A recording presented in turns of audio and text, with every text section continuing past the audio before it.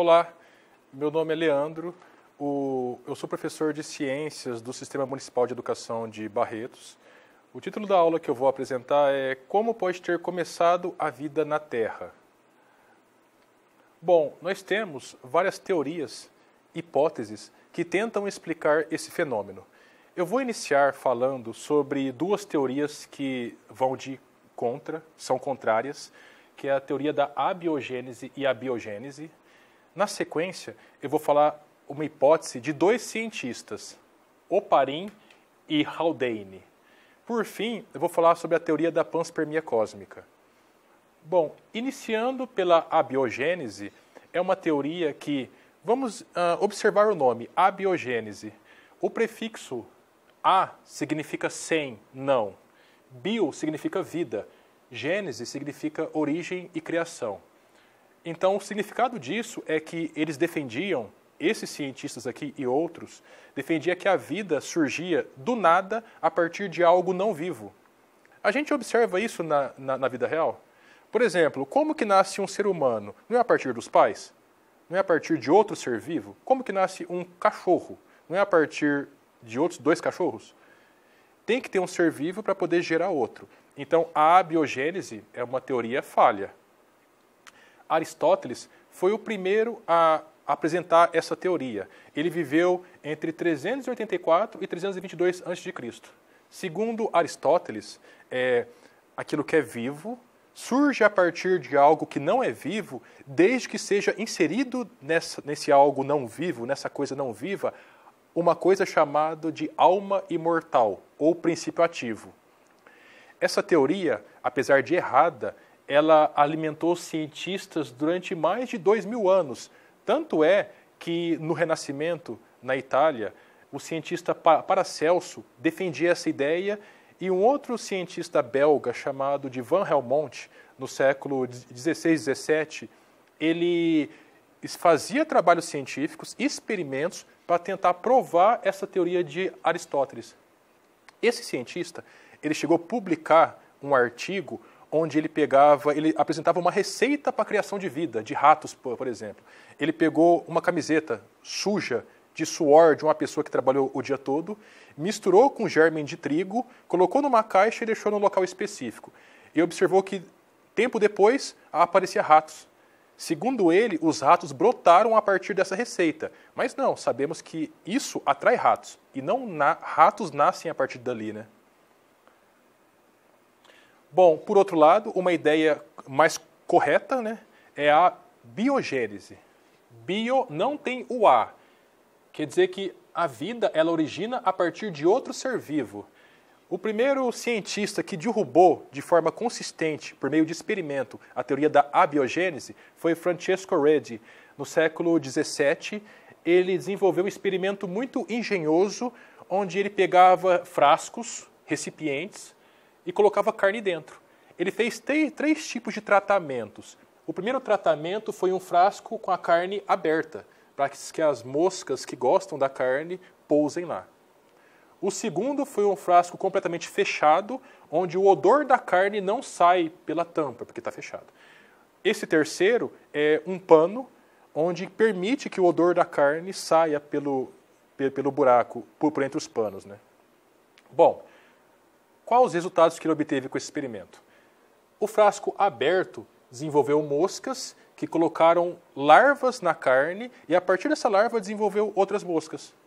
Nesse segundo experimento, as moscas passavam, como não tinham o odor da carne, elas nem paravam nessa região, só passavam por ele e iam embora. Não houve formação de larvas nem de moscas, lógico. Nesse terceiro, como havia o odor, as moscas se aproximavam e elas chegavam a botar ovos com larvas, e que desenvolvia larvas depois, por sobre o pano. Então, a partir desse experimento, ele provou que mosca surge a partir de uma outra mosca pré-existente. Não surge mosca do nada. Então, Francesco Redi provou que a abiogênese existe. E a abiogênese está errada e a biogênese está correta, né?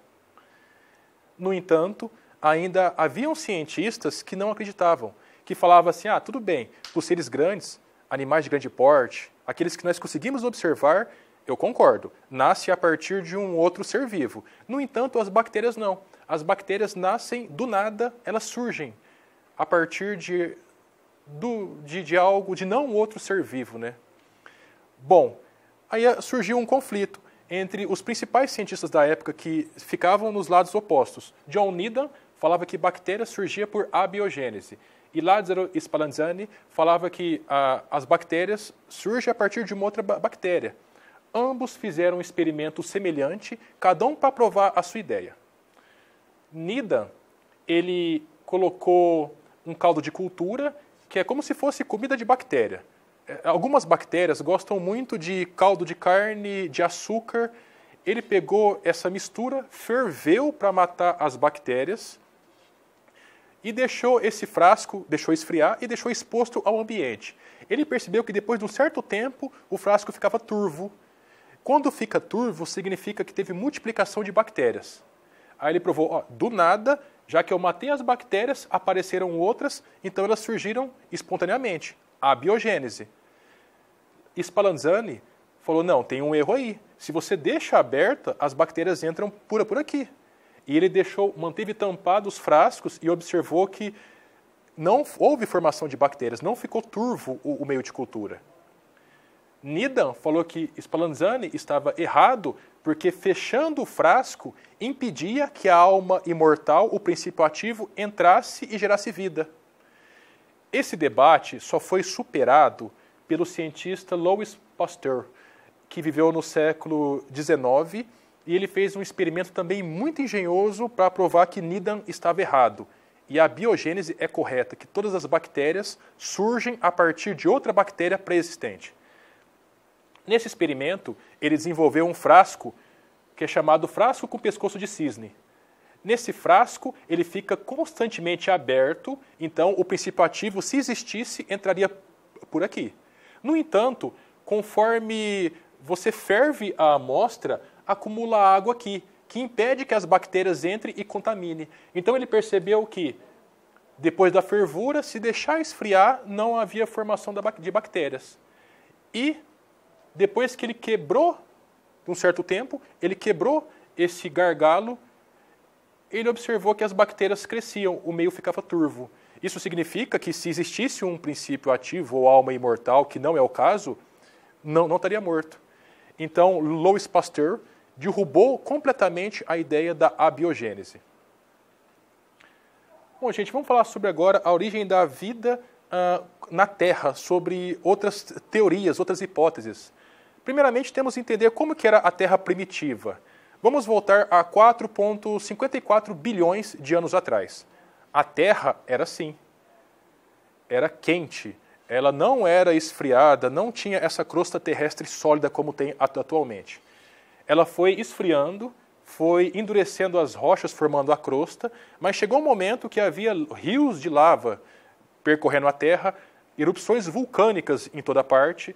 Não havia uma atmosfera onde nós respiramos atualmente, não havia naquela época. A Terra era constantemente bombardeada por asteroides e meteoritos, sendo impossível a vida na Terra. Com o passar do tempo, a Terra foi esfriando, houve a formação de oceanos, mares. Existem várias teorias de onde que veio essa água. Nenhuma é conclusiva, nenhuma explica perfeitamente de onde que veio. Duas teorias mais aceitas é que no centro da Terra houve reações químicas que permitiu a formação da água e por erupções vulcânicas foram expulsadas e veio para a superfície, né? Uma teoria que é mais aceita fala que os mares e oceanos foram formados a partir de cometas que se chocaram com a Terra. Para quem não sabe, um cometa é um corpo celeste enorme, formado principalmente por gelo, além de poeira e fragmentos de rochas, né? Então, a formação da atmosfera, além dessa água, foi por gases que foram expelidos dos vulcões. Então, houve a formação dos mares. Ainda estava quente a Terra. A hipótese do surgimento da vida de Oparin e Haldane, cientista russo, cientista inglês, os dois chegaram às mesmas conclusões, trabalhando separadamente, na mesma época, no mesmo ano, 1929. Eles concluíram que, para ter vida, é importante que exista moléculas que tem em seres vivos. Que tipo de molécula que tem em ser vivo? Proteínas, carboidratos, lipídios e ácidos nucleicos, especialmente o DNA. E havia possibilidade de formar essas moléculas na atmosfera primitiva, que era quente, a água do mar poderia estar fervendo, descargas elétricas em todo lugar, em todo o ambiente. Primeiramente, temos que entender quais são os tipos de moléculas que havia na atmosfera primitiva. Na atmosfera primitiva, possivelmente havia amônia, vapor d'água, gás hidrogênio e metano. Todos inorgânicos, com exceção do metano. Então, é possível formar moléculas orgânicas, moléculas que têm em seres vivos, a partir de moléculas inorgânicas? Segundo esses dois cientistas, não fizeram experimentos para provar, mas eles concluíram que sim, que era possível.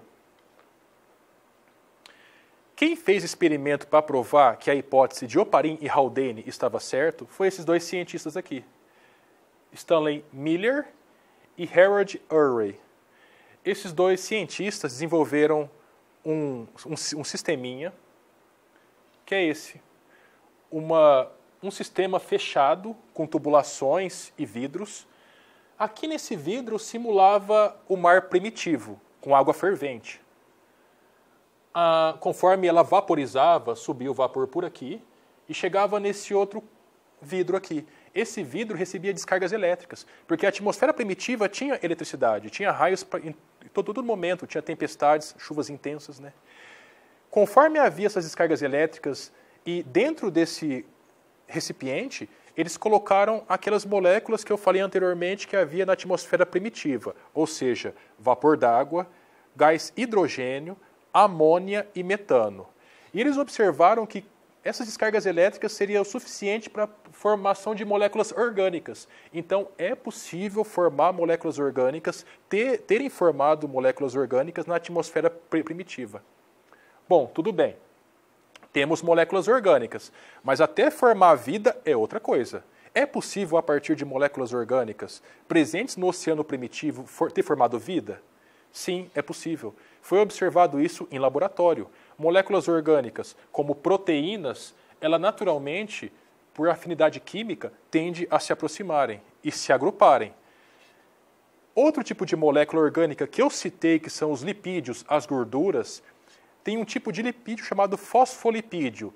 Se presente no meio, eles tendem a se organizar em forma de esfera, que seria a membrana plasmática atual que reveste a célula. Tudo espontaneamente. Então foi isso que aconteceu. O que falta agora? DNA. Uma molécula de DNA pode ter entrado nesse organismo primitivo e ter adquirido a capacidade de reprodução. Pronto, formamos uma célula primitiva. Isso possivelmente há 4,2 bilhões de anos atrás. E aí, pensem em 4 bilhões de anos de evolução e formação dessa diversidade de seres vivos que nós temos atualmente. O nome dessa estrutura seria um coacervado, ou protobionte, ou protocélula, tem vários nomes. Isso seria uma representação de um coacervado. Bom, a formação dos coacervados, essa figura explica o passo a passo, o oceano primitivo, quente, as moléculas que haviam no ar, elas, por meio de descargas elétricas, ela formando moléculas orgânicas simples, que por sua vez se juntaram formando moléculas orgânicas maiores, que por fim formaram os coacervados. Gente, agora a teoria da panspermia cósmica. Nessa teoria, acredita-se que dentro de asteroides ou de meteoritos pode ter trazido vida de outros planetas. Vida, eu digo, vida muito simples, como bactérias e seres como esse aqui, o tardígrado ou tardígrada. Fizeram experimentos com tardígrado e com bactérias no espaço e observaram que esses seres conseguem sobreviver por um tempo. Então, percebam que essa teoria é interessante, é possível, no entanto, ela transfere a origem da vida para um outro planeta. Não explica a origem da vida, só lança para uma outra realidade. Bom, pessoal, esse é o conteúdo que eu queria ter passado. Bons estudos a todos.